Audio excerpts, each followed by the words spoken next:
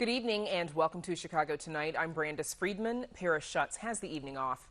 On the show tonight, it's important to harden your cybersecurity. The Colonial Pipeline cyber attack exposes a growing threat, what it means for national security. The CDC says fully vaccinated people can stop wearing masks in most indoor settings, but not everyone is ready. Northwestern University's president on fundamentalism in America, a recent hiring controversy, and leading the university through a pandemic.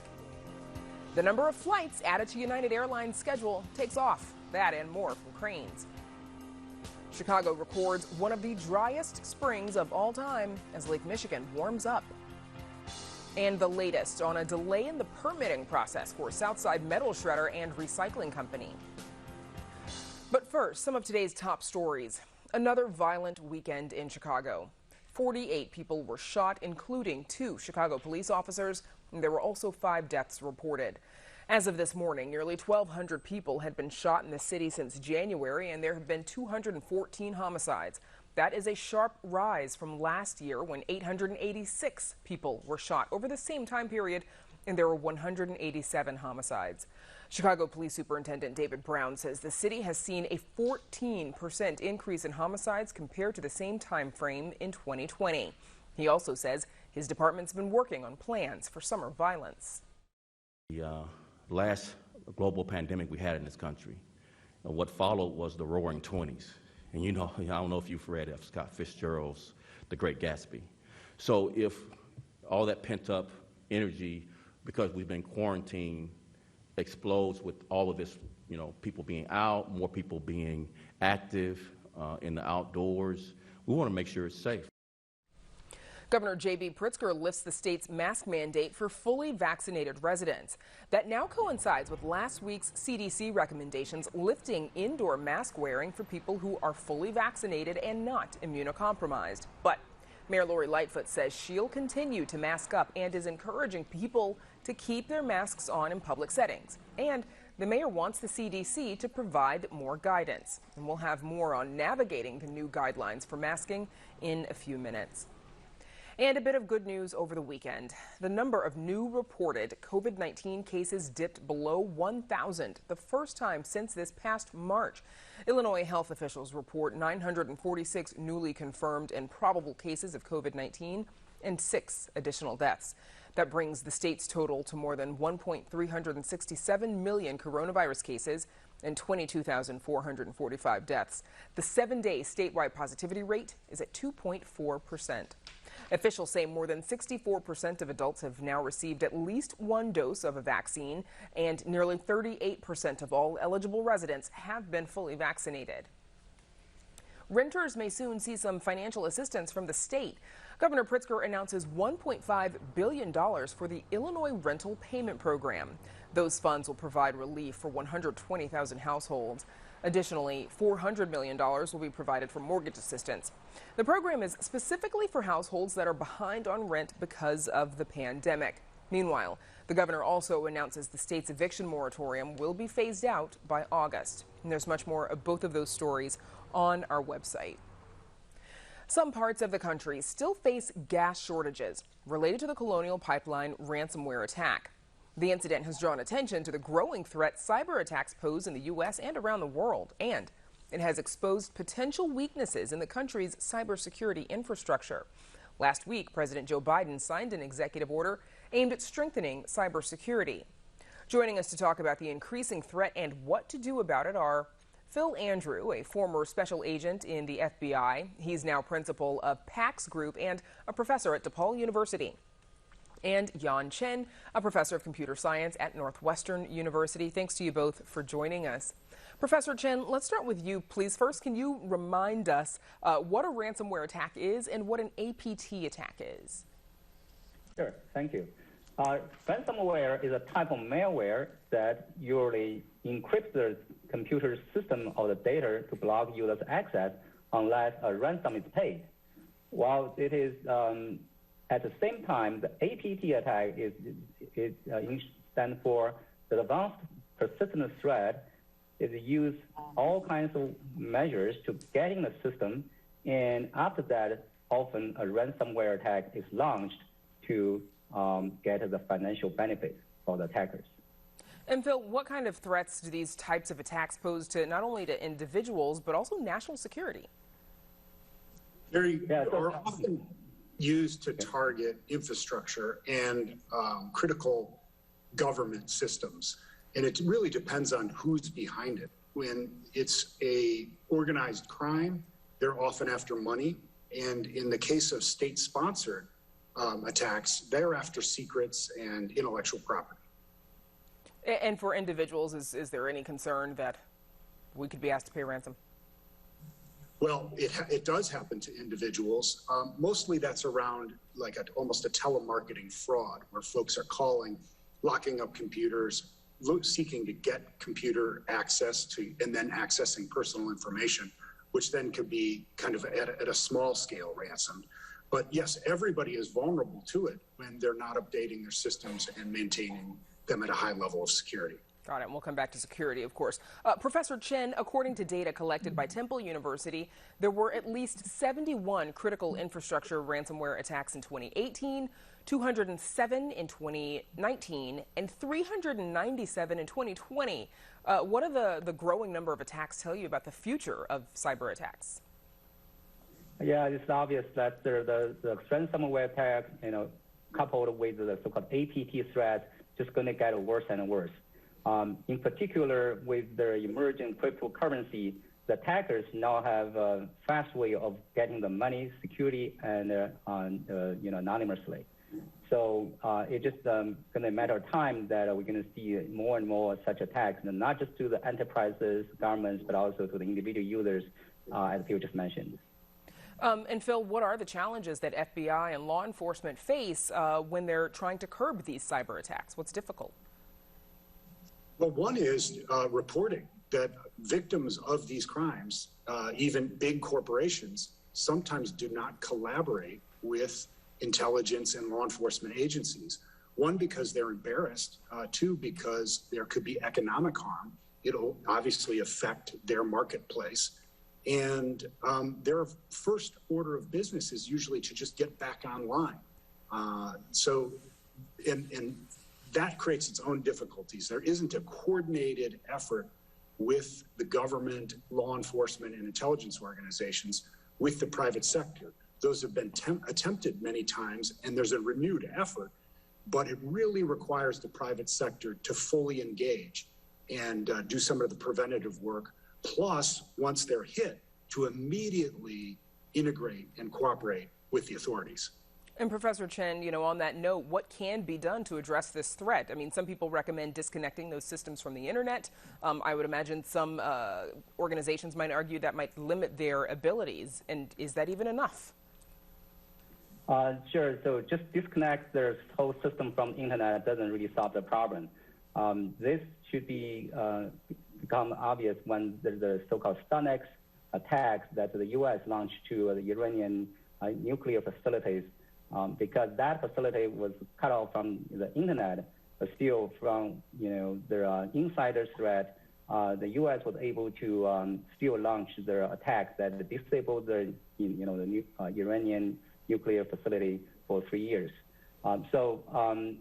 That basically just to disconnect it from the internet doesn't completely solve the security problem. What can be done what kind of security needs to be implemented? I think that we need a holistic approach, from the government, industry, and academia to work together to improve the security and the privacy of the country. The government, that is the lawmakers, should adapt the security regulations with the emergency defense mechanisms. We saw a lot of such, security compliance regulations nowadays, such as the PCI DSS, HIPAA, etc. But often the content a bit obsolete. You need to keep up with the evolving security landscape changes. And also the industry and academia should work closer with each other to advance the defense technology to better, secure our systems. And Professor Chen, what can individuals do to protect themselves? Well, as we mentioned, the individuals are not immune from this ransomware or APT attacks. So we should also be well educated to be security savvy. So to have good security habits to always patch your system and install the personal security software to protect your home devices and systems will really benefit you and protect your home assets. And Phil, how does this impact, the future of conflicts? Could cyber attacks like this in the future be considered attacks of war or aggression? Well, we're certainly moving in a place where we have to decide what the threshold for an attack is that would be considered warfare. And I think we're still building some of the guidelines for that. But rest assured that state sponsors, state intelligence organizations, and defense and aggressors are watching this and learning from it and seeing what tools and what sort of social responses this gets. It's a great sort of experiment that they get to watch as these organized crime organizations use the same tools that they might be using in warfare, cyber warfare, that is. Okay, something that I'm certain law enforcement and cybersecurity experts like yourselves are keeping an eye on. Our thanks to both of you for joining us, Professor Yan Chen and Phil Andrew. Thank you. As mentioned earlier, Governor J.B. Pritzker has lifted the state's mask mandate for fully vaccinated residents. This comes after the Centers for Disease Control and Prevention eased its own mask-wearing guidelines. But whether it's trauma from living through a pandemic or being immunocompromised, not everyone is ready to unmask just yet. Joining us to discuss the future of masks is JOCELYN Carter, Director of Clinical Training and Associate Professor of Clinical Psychology with DePaul University. JOCELYN, thank you for joining us. What are you hearing from folks in terms of the trauma that they've experienced from the pandemic? Right. What I've been hearing from folks in terms of the trauma they've been experiencing is that there's really a wide range. Some people have been on the front lines in terms of healthcare settings and essential workers and witnessed people die, have witnessed people be very, very sick and had to make decisions about how to help them. Others have lost people in their lives. And so there's a wide range of experiences that people have had that would be considered stressors or stressful, but there's a ton of variability in terms of how severe or traumatic people's lives have been like since the pandemic started. How would you say that trauma in particular has impacted Black and Latino communities where we know the rates of infection and death have been higher? Right. Well, in Black and Latino communities, one of the things that we've been learning about as the pandemic has progressed is that we have layered the COVID-19 pandemic on top of a ton of other pre-existing traumatic events. And these don't just get added, they get amplified. So when you're already vulnerable because of systemic racism, and then there's another traumatic event that occurs that sort of amplifies because our bodies aren't able to recover. And so when individuals in these communities are faced with differential exposure to environments that put them at risk for COVID, so for example, having an hourly job instead of a salary job, really not being able to stay home, that takes a toll, especially when the conversation has been maybe about people not wanting to get vaccinated or not wanting to do things to keep them healthy, when really it's the systems that we've created over hundreds of years in this country that have put people in this vulnerable position. So it's compounded for sure. And how would you say all of this trauma, for any community for that matter, how would that translate into being resistant to letting go of your mask? Yeah, in terms of being resistant, I think that one of the things that comes up is not really trusting what the information is and that everyone is acting in everyone else's best interest. So one of the things that we've been hearing a lot about with this new mask mandate that, that vaccinated people can be without a mask, but we don't really have a system for ensuring that that's true. So when you have, again, this history of not necessarily being able to trust what the news is or what the guidance is, then you may not think that other people are looking out for you the same way that you're looking out for them, and may want to continue to wear a mask for a while longer. And I think that's perfectly understandable and reasonable given the history that we have in this country. What are some of the other reasons that people might want to keep wearing their mask? Yeah, well, we have a lot of individual differences in terms of how tolerant we are of uncertainty and how much we engage in risk behavior. So before the pandemic, some people really like scary movies and roller coasters, and other people not so much.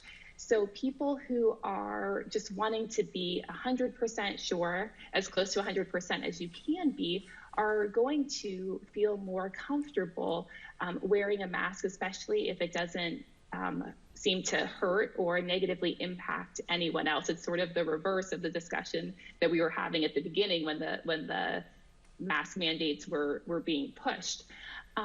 Also, for some people, it can be a really effective coping behavior in terms of being out in public and not knowing necessarily what other people are thinking of you. And it can just give you a little bit more cover. And because we've developed this habit of, when we go outside, when we leave the house, we take our keys, we take our wallet, our phone, maybe more our phone than our wallet, and we grab our mask. So we just get in these habits, and it's hard to break them. And I imagine, folks who are immunocompromised as well are probably still, very much attached to their masks for obvious reasons. What kind of stress or mixed feelings might people have in places where the virus is still rampant because of the trauma they've experienced? Right. Yeah. I'm glad that you brought up people who are immunocompromised, and then other people who aren't able to get the vaccine for whatever reason. So there's a lot of households where some of the family is vaccinated, some not, especially if you have younger children. So yes, in terms of wearing a mask, the mask has become the symbol for us that we are undergoing a pandemic. And in terms of messages that we may be getting, I think some of the feeling can be that if other people are doing something, such as, continuing to wear a mask, and that's a reminder to others that there is still a pandemic going on. And so if you're not wearing a mask, you may be resentful that someone is reminding you that life is not back to normal. And something that everybody's going to eventually maybe have to get used to. Not there yet. Our thanks to JOCELYN Carter at DePaul University for joining us. Thanks. Up next, the president of Northwestern University discusses his new book on fundamentalism in America. Stay with us. Good evening and welcome to Chicago Tonight, Black Voices. What do you believe prevents a strong coalition of Black and Latino communities forming across the communities? I want us to, as a nation, to find a way to come together. Go down the block, get it from someone local, and keep the money in the community. Black joy and the Black experience is magical.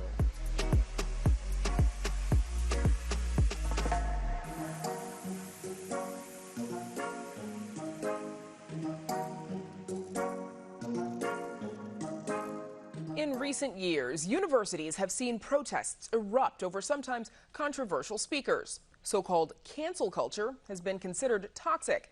These modern-day examples of fundamentalism, though, are seen by some as eating away at a democracy, founded in part on a belief in reason and rational debate.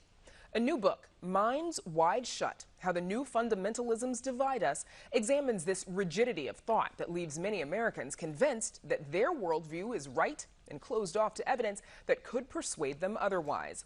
Joining us now to share some of their thoughts are the co-authors, Northwestern University President and Professor of Economics, MORTON Schapiro, and Gary Saul Morrison, Professor of the Arts and Humanities and also Slavic Languages at Northwestern University. And of course, there is plenty to discuss with President Schapiro, and we're going to get to that a little bit later on in the broadcast. But first, let's talk about the book, please. President Schapiro, we touched on it, but please describe the kind of fundamentalism that you all are writing about in this book. Well, Brandis, it's wonderful to be back on Chicago Tonight. Saul and I have been on with previous books. I just wish we were there in person in the studio. But this book sort of continues a line of thinking that we've had, and it manifests itself in an undergraduate course we've been doing together on dialogue for 11 years. And in the book, we argue that there are certain forces in economics and in politics and in religion and in the academy, particularly in the humanities, that are fundamentalist by nature, and that in order to understand how they rose together, that could help us figure out a way to move ahead into a world where dialogue plays a larger role. And Gary Saul Morrison, sorry, were you going to say something? Go ahead. No, I think that's the point, that we need to move ahead so we can restore atmosphere where people are free to have different opinions and actually learn from each other. What made you want to write this book? Gary Saul Morrison, I'll leave that one to you as well. Well, we see a dangerous trend, dangerous to democracy, taking place, and various disciplines hardening at the same time.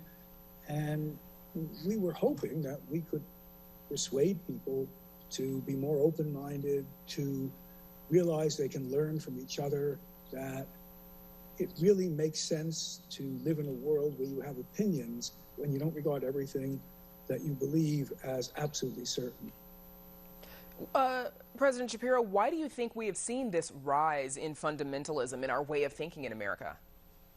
You know, I think we live in silos in the way that we never did. You know, Saul and I grew up and we'd watch CBS News or NBC or ABC, and we basically hear the same story, or maybe we read Time, a little bit more conservative than Newsweek, but I don't think there was a lot of question about the facts and the objective truth. And now, of course, we live in silos, right? I mean, everybody, whether you're watching Fox News or CNN, or you're reading this columnist or that columnist, and, you know, I think we live in echo chambers. The good thing about echo chambers is it's very, you know, it's supporting your view, and it's very comfortable. But it's bad for democracy because it makes it easier to vilify and think everyone who doesn't agree with you is the personification of evil. Democracy depends on debate. Echo chambers say there's no reason to debate. And let's get into that a little bit more. Professor Morrison, why is this such a threat to democracy? Well, you know, I'm a Russian specialist, so I, of course, immediately see where this can lead. That is to, look, if you are absolutely right and everybody else is either stupid or evil, there is no reason not to have a one-party state. And once you have a one-party state, literally anything can happen, because there'll be no way of objecting to it, of changing it. And you get a dynamic, a slide towards greater and greater tyranny once you have a one-party state. And a one-party state will happen when people don't think that, well, they have their belief, but they're only opinions. They could be wrong. People, no matter how sure you are, you could be wrong. You believe in you have an opinion, but if you believe that it's a God-given belief or a belief sanctified by science, or that only good people think this way, then you're headed for a one-party state and the elimination of real dialogue. Professor Morrison, do you see connections between this, mindset of fundamentalism and only believing that your way is the way to think, and what happened at the Capitol on January 6th? Yes, I think it probably is. I mean, that would be one of several incidents where, what struck me is how angry people were, not just at the other side, but at the moderates in their own side, or even the less than pure in their own side, like how angry they were at Mike Pence, for instance. That doesn't allow for any difference of opinion at all. So that might be one example. President Schapiro, universities are supposed to be places where people are exposed to many different ideas and where students can learn to study an idea or a viewpoint that may be very different from one that they themselves hold. Are you seeing this kind of fundamentalism on university campuses? Well, here's where Saul and I don't always agree, Brandis. We've been teaching and writing together for a long time. As you pointed out, I'm a professor of economics. There's a chapter in the book that argues that economics really stays out of politics in a great way. It's not that we don't advise in terms of the effectiveness of policy, but we don't let our underlying political ideological beliefs affect our work. And we argue in that book that most economists, some of us might be more liberal, more conservative, but we pretty much agree on what the minimum wage should be, what to do about health care, what about climate change, some difference about a wealth tax, but most of the things, you know, we do our theoretical models. I'm an applied econometrician. We do our data and we estimate our models and we present the answer, whether it's the answer you would hope for or not, and we play it really straight. Now, Saul comes from the humanities, is a little bit more skeptical of that, but I think that much of the academy, despite the way we're always critiqued, you know, the STEM fields, and again, my field, economics, many of the quantitative social sciences and some of the non-quantitative social sciences and humanities really do play it straight. You know, what we're trying to do, Brandis, of course, is teach people how to think, not what to think. And I happen to think that we do a very good job at that. Professor Morrison, we've got about 20 seconds left. And I know that the two of you don't always agree, so I want to give you the opportunity to respond as well. Nobody that I know would dare to say, let's say they were a Republican. It wouldn't happen in the humanities, just couldn't do it. There's a singularity of view, and it's explicit that you must be political, that otherwise you simply don't, you're not with the times. So now that's not true in economics, and it's not true elsewhere, but of course I live in the humanities, so I will see it more than Morty does. Okay, we'll have to leave it there for now. My thanks to Professor Gary Saul Morrison for joining us. And of course, President Schapiro will be back later on in the program to talk about leading the university through a pandemic, his decision to step down next year, and a hiring controversy. Thanks to you both for joining us. Thank you. Still to come on Chicago Tonight, Melinda Gates' wealth has grown immensely in the last few weeks, in part because of the local stock. That and more from Crain's. We take a deep dive into what a warming Lake Michigan can tell us about the impact of climate change in the region, and updates on a delay in the permitting process for a Southside metal shredder and recycling company. But first, some more of today's top stories. Illinois now has up to 8 people charged in the Capitol riot. 53-year-old Douglas Wengler, who prosecutors say is being seen here on the left side of your screen, and 58-year-old Bruce Harrison on the right, both from the Danville area, have been charged with entering a restricted building and disorderly conduct on Capitol grounds. In the unsealed complaint, the 2 downstate men allegedly even asked for directions to the bathroom during the siege on January 6th. The men say they were there to tour the historic sites and went out of their way to avoid the violence. They were released on their own recognizance and have been ordered to appear in court in Washington, D.C. to face the charges at the end of the month. Good news for teens and their parents. The city's youth jobs program is back with both in-person and remote options. The One Summer Chicago program has more than 21,000 paid jobs and thousands more activities through the Chicago Public Schools, Chicago Public Library, the Park District, and other community partners. One Summer Chicago provides more than a summer job.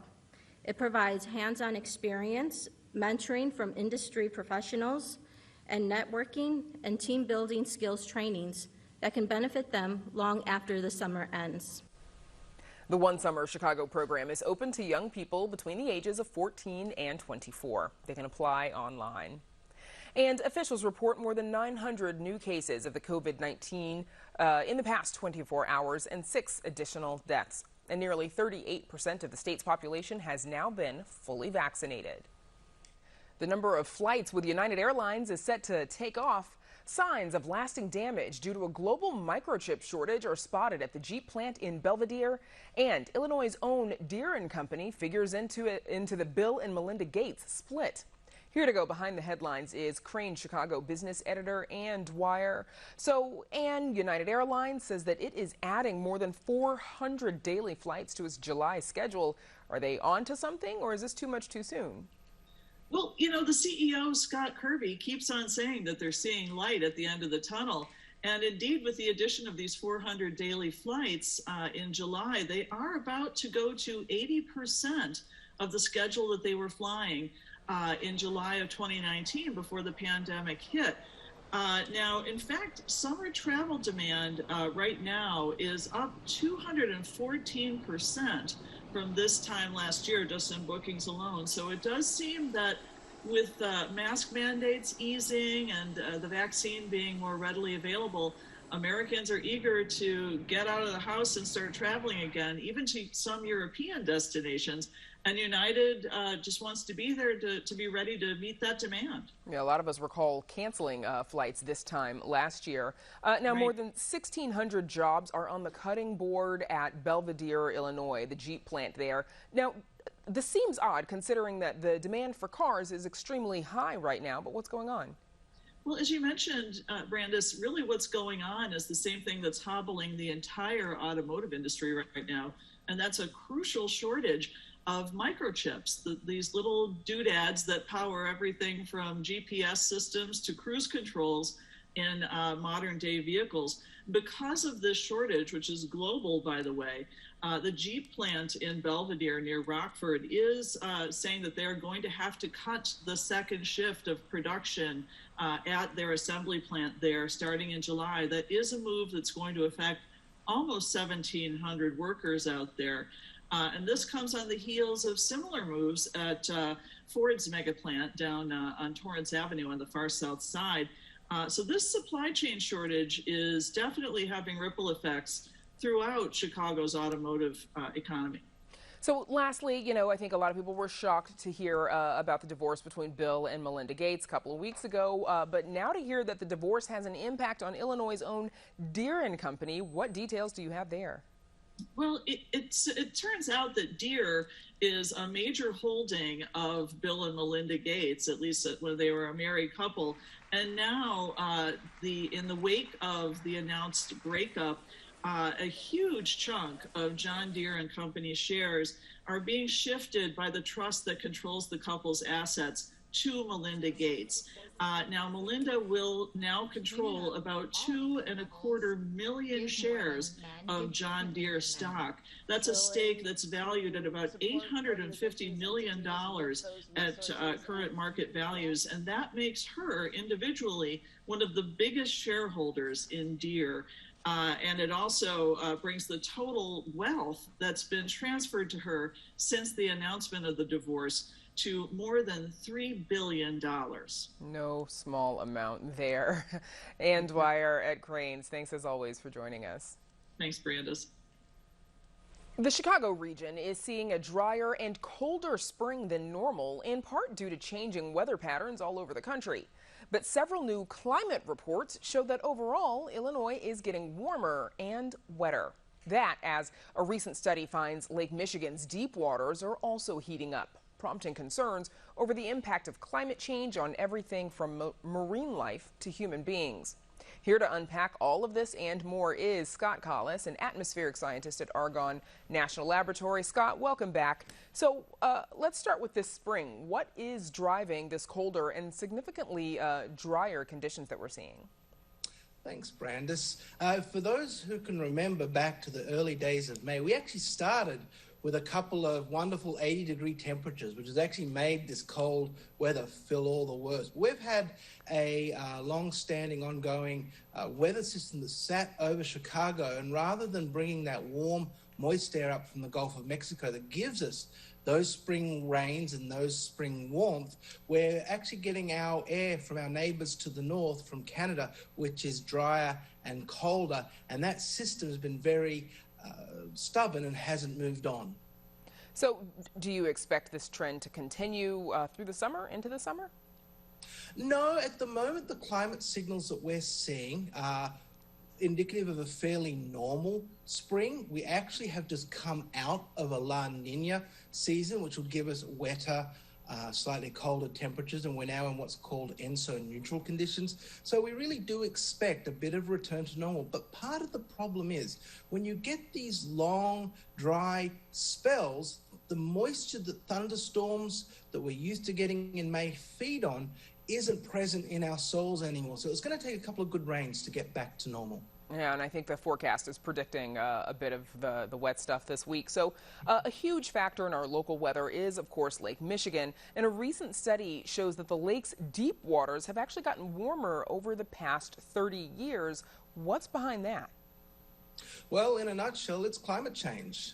Increasing temperatures due to increased amount of heat trapping greenhouse gases in our atmosphere.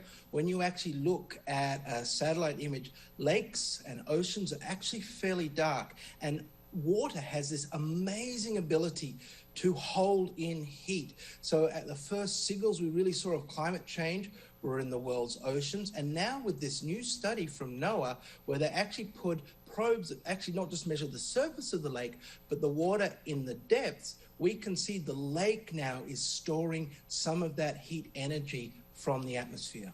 And what are the long-term impacts of a warmer lake on the Chicago region? Well, people will say, the climate's always been changing. What's the big deal about this? But the take-home message here is it's the speed at which it's changing.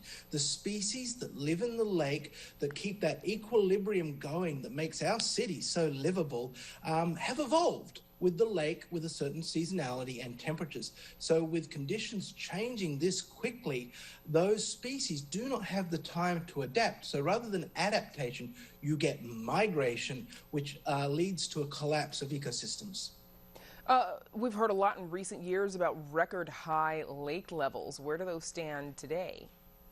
Well, unsurprisingly, given the lack of precipitation, given that, last year we're talking about one of the wettest springs on record, and now we're barely managing to stay above record low precipitation, the lake levels have gone down. They're still well above average. They're still running about 17 inches above average, but they're well down on the levels that we saw last year. And NOAA also recently updated what are known as climate normals. What is that?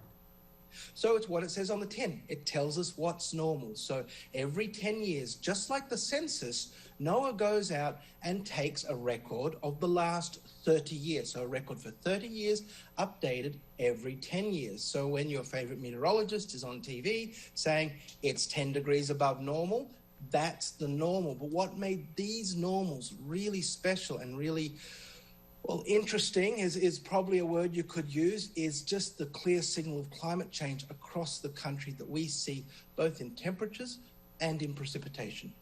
And what does that tell you about the impact of climate change here? Well, it's getting warmer. So we saw an increase in temperatures. Quite interestingly, we saw about 0.5 degree Fahrenheit increase in our daily maximum temperature, but a 2.3 degree increase in our overnight minimum temperatures. So why temperatures are getting warmer, it's getting even warmer at night. We also saw an increase of about 3% in our annual precipitation in the new normals compared to the old ones, and somewhat surprisingly, more snowfall, but mainly in those coldest of months, December, January, and February. Scott, as a scientist, what does all of this make you think? What are you concerned about? Well, okay, a lot of things. One thing it tells me is that the climate simulations that, us at the United States Department of Energy and our friends at NOAA and NASA have been running, have been telling us this kind of change we've been seeing. So it tells me climate change is no longer a prediction. It is actually something that we are living through right now, and its impacts on us are being felt and are real. Okay. We'll have to leave it there. My thanks to Scott Collis for joining us, as always. Thank you very much, Brandis. In addition to being one of the country's top universities, Northwestern has faced some recent controversy, mostly a sexual harassment case that has embroiled the school and led its recently hired athletics director, Mike Polisky, to step down. All of this as its president of 12 years, MORTON Schapiro, has announced his planned exit for next year. Just a few minutes ago, we discussed his new book on fundamentalism, and President Schapiro joins us again with more. President Schapiro, thank you for sticking around. Now, many students and faculty are criticizing the university and you personally for what they call a lack of transparency over a sexual harassment lawsuit and the recent hiring of Mike Polisky to be the athletics director. He has since resigned, but we spoke to Professor Elizabeth HURD earlier today. She's part of a group of women faculty who opposed Polisky's hiring. Here's a bit of what she had to say. I would really like to know how it's possible for the environment that to exist at Northwestern in 2017, 18, 19 into the present day, where these kinds of horrible acts of sexualization and discrimination and harassment against young women, Northwestern students and student athletes could happen. President Schapiro, how do you respond to all of this? Well, you know, certainly terrible things happen, and we have noted that. We've also had a number of people named in a lawsuit, including Mike Polisky personally, which we investigated, and we had independent counsel who were very well qualified, and they did a study. Mike was a finalist with very strong support from the search committee. And I, of course, waited to see the results of that independent investigation during which he was cleared. We also filed a motion to dismiss the lawsuit. And there was no, at the time, and still pending investigation about Mike. So with the strong support, again, of the search committee and many other members of the community, I realized that the optics were going to be really tough. But to accuse somebody of something doesn't mean they actually did it, which I think is an important thing to remember for everyone. Is there anything more that the university could or should do to address the claims that the university hasn't appropriately handled the allegations of harassment? Well, we made a lot of changes. I mean, the things that people were raised to be, and particularly in this lawsuit, in terms of allegations were horrific. I mean, I learned about it, and there's a difference, of course, between a president's office and an office of equity. I learned about it reading the Chicago Tribune one horrible Friday afternoon. And, you know, when I looked into it, we had already made a lot of changes. The coach was gone. The way the cheer squad interacted with fans and others completely changed. It had been changed for years. So, I mean, the real point is, do you go and name somebody athletic director who himself had been named in this lawsuit? But again, we investigated, independent counsel investigated. There was no pending lawsuit. And I thought, even though the optics were tough, that I named him. And I did name him. And it turned out the optics weren't just the optics. There were many people who very strongly resisted that. And as you saw from Mike Polisky, he said, after 10 days, it's dividing the community so much that he stepped down. So now we have a faculty member who's stepping in, and just as this faculty member did way back in 2008 when we were between athletic directors, and he's calming things down. And we're continuing to investigate and try to make everything the best way we possibly can. The faculty deserve it, the students deserve it, and our entire community deserves it. But Mike Polisky isn't being investigated, and he was cleared. So I want to shift over a little bit. You know, in this last year, of course, there's been a racial reckoning. And over that last year, there were calls to disband the university police force, which you declined to do. But how should a university be responding to this modern day racial reckoning that we're experiencing? Well, it's important that they do respond in as transparent a manner as possible. And we have this advisory committee chaired by some very distinguished people. And we're completely rethinking community safety. And it's not just rethinking, we've already done it. So it used to be until fairly recently, if somebody had some problem in a dorm, we would send the police force in and a policeman in or woman. And if you needed a transport to the hospital, it was done in a police car. That isn't done anymore. So, people deserve to feel safe on our community, and completely rethinking community and campus safety is what we've been doing, and we have the actions to show for it. You announced in March that you'd be stepping down next year, so you've got some time. That's not happening until August of 2022. But what's brought you to this decision? Well, I came here, Prentice, back in 2009 on a 5-year contract, and very quickly they offered me another 5-year contract, which I gladly accepted. I love teaching at Northwestern. I love the honor of being the 16th president. And then shortly into that term, back in 2015, they said, you want another 5-year contract? And I said, you know, I had already been a president for 9 years before at Williams College in Massachusetts. And I said, no, the third term, let's just make it 3. And I reconfirmed that back in July of 2019. I know some people think that, you know, I'm stepping down because of this controversy or not, but as you remember, correlation is not causation. So this was long planned. If you had asked me in 2015 how long I'm going to serve, I would have said then that I was going to step down in the end of August of 2022. That'll be the end, God willing, of 22 years of being a president with 13 at Northwestern. And I'm happy to give somebody else the great opportunity as president in 17. And since your arrival to Northwestern in 2009, undergraduate applications have soared, as has funding for research. You've doubled the endowment, excuse me. What's next? What's your next step after next year? Well, you know, for me, I don't know. You know, it's a full-time job, and I love that job, even though sometimes I have to remind myself of how fortunate I am to have it. But I'm not thinking ahead. It's hard to believe, but I'm not. And, you know, you were kind, Brandis, to mention some of the things. I hope I played some positive role, but it's really the faculty and the staff and the students and the alumni who love this place, they're proud to wear the purple. And, you know, I certainly would never say I've been perfect, but I've always tried to admit when I was wrong. I always tried to learn from the mistakes so I didn't make it again. And, you know, I'm proud that I contributed something to Northwestern. It's been very difficult with COVID, but I'm looking forward. We have a makeup graduation for the graduating class of 2020 in a couple of weeks, and then several days of graduation for 2021. And I'm just looking forward to welcoming the new students fully into the dorms in the fall, and lots to manage, I'm so sure. Excited about the future. You've got some time between now and 2022, so or August 2022. So hopefully we'll talk to you again before then. We'll have to leave it there for now. President Morton Schapiro, thank you so much for joining us. Thank you. Up next, a delay in the permitting process for a Southside metal shredding company. That's a conversation that first aired on Saturday's Chicago Tonight Latino Voices. But first, a look at the weather.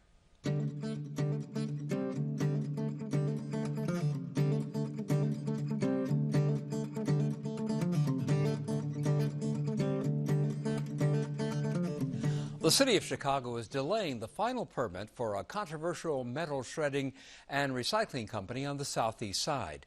Southside Recycling, which is owned by the company that until last year operated General Iron in Lincoln Park, has long planned a move to the neighborhood. But the head of the Federal Environmental Protection Agency recently asked Mayor Lightfoot to conduct an environmental justice assessment in the community before allowing the company to operate. Joining us with more on this latest update are Randall Sanborn, spokesperson for Reserve Management Group, that's the parent company of General Iron and Southside Recycling, and Gina Ramirez, Midwest Outreach Manager for the Natural Resources Defense Council and an environmental activist on the southeast side. And welcome to both of you. Gina Ramirez, let me begin with you, because this proposed new plan has gone through extensive review, and now the EPA is calling for this environmental justice assessment. What exactly is that? Basically, an environmental justice assessment is an analysis of the cumulative burden on the southeast side. The southeast side is an environmental justice community that desperately needs reforms to stop the systemic consolidation of polluting industries in the neighborhood. Our children have some of the highest rates of asthma. We have COPD, we have cancer. So this assessment will be looking further into this cumulative burden of pollution that has existed for generations on the southeast side. Randall Sanborn, this final permit was the last step that the plant, as I understand it, the last step that the plant had to go through before actually beginning construction and so forth. What does this delay mean logistically for the company? Well, a couple of things, Phil. One is, and these have both been occurring already for the last 4.5 months, and they will continue to occur. One is that it's going to increase the environmental burden on a similar environmental justice community in Pilsen, where the city's only other metal shredder exists and operates without any pollution controls whatsoever.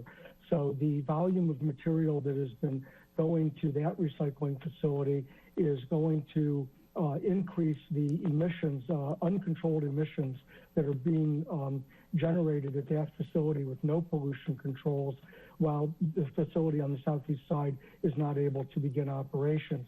And secondly, it's having a very detrimental impact on the thousands of independent recycling suppliers, known peddlers or scrappers they're often called, in the community, who earn their livelihoods from clearing Chicago's streets and alleys of discarded metal products. Gina Ramirez, just speaking personally, in my alley, when these metal recyclers come, they're typically Latino. They're typically, they seem to be independent operators. They're not part of some large corporation. Is this having a negative effect on what appears to be, in many cases, a predominantly Latino workforce, a workforce that's involved in actually collecting the metal and taking it into recycling centers? This really isn't about whether we should be consolidating polluters in Pilsen, Little Village, or the southeast side, which are predominantly Latino communities. This isn't a competition anyone wants to win. Right now, the city is consolidating these polluters and impacting negatively the health and quality of life of residents. So it's important that we get this environmental justice analysis. For too long, labor and environmentalists are pitted against each other, and we really need to have jobs that aren't detrimental to our health. So that's really why we're so appreciative for this further evaluation, so we could get at the root of that systemic problem, which is creating more health inequities within the city of Chicago. Randall, you connected us with a person named Jorge Perez, who lives in South Chicago and has been involved in several industry groups in the neighborhood. And here's what he had to say about the situation. I know Reserve has a very strong workforce. It's a union shop. They're Teamsters. Most of them make a very good wage, over $80,000, and most of them are Hispanic. And it's this and most of them, put their kids through school. They're working hard. They're making sacrifices. It's tough work, right? But that's the story I think that gets forgotten. Gina Ramirez, your reaction to what Mr. Perez had to say. Well, Ratty, the union rat, has been outside RMG's facility for the past few months because they're using non-labor workers to expand this new facility. So, we've heard claims about their environmental controls. We've heard claims about, these high-paying wages. But at the end of the day, again, adding another polluting industry to the southeast side is just not worth the detrimental health consequences. Randall Sanborn, your response to the assertion that you will be bringing pollution to an area that's already been heavily polluted by other industries, the indication that asthma rates are high in that neighborhood and so forth. What do you say? Sure, Phil. Sure. These studies of cumulative impact have been done for the Illinois EPA and the city of Chicago. And Phil, they've been done way above and beyond expectations. They have factored in 175% of the material flow rate that the new facility will be allowed to handle. And they have been verified by both of these state and local agencies as to the results. And they've shown that even factoring in the emissions that exist from surrounding sources, not only RMG's companion businesses at that site, but all of the surrounding sources along the industrial corridor, that the new facility will continue to meet and exceed all relevant health standards. And so these studies have been done, and the delay is not going to accomplish anything. And further, there's no authority for the EPA and the city under their own rules and regulations to have such a new study after the ones that have already been conducted. So we're just going around in circles, unfortunately. We are very sensitive to the environmental justice concerns that are being expressed, but the opponents are not arguing with the science because they can't. They're arguing with the symbol of industrial development that is bringing jobs and keeping revenue in the city of Chicago, and they've made this facility a demon for a larger cause. And I understand that, but it's really misplaced because the studies have shown that there will not be a worse cumulative impact from this facility on the surrounding neighborhood. Gina Ramirez, we have about 20 seconds left in the segment. Real quickly, if this latest assessment, this environmental justice assessment, clears the path for this to go forward, will you support it? No, the city needs to stop concentrating industry on the south and west sides, communities of colors in Chicago. We aren't going to stop until there's equity in Chicago. And that's where we'll have to leave it. Gina Ramirez and Randall Sanborn, thank you so much. We appreciate your insights. Thank you. Thank you. And back with more Chicago Tonight right after this. Don't ever miss Chicago Tonight. Subscribe to our podcast. Get a daily download of our show delivered to your desktop or mobile device. Go to WTTW.com/Chicago Tonight podcast and subscribe. And that's our show for this Monday night. Please join us tomorrow night live at 7. Childcare is an essential part of getting parents back to work. We check in with area daycare centers. And a look inside the Jackson 5 family home with members Marlon and Tito. Now, for all of us here at Chicago Tonight, I'm Brandis Friedman. Thanks for watching. Stay healthy and safe, and have a good night.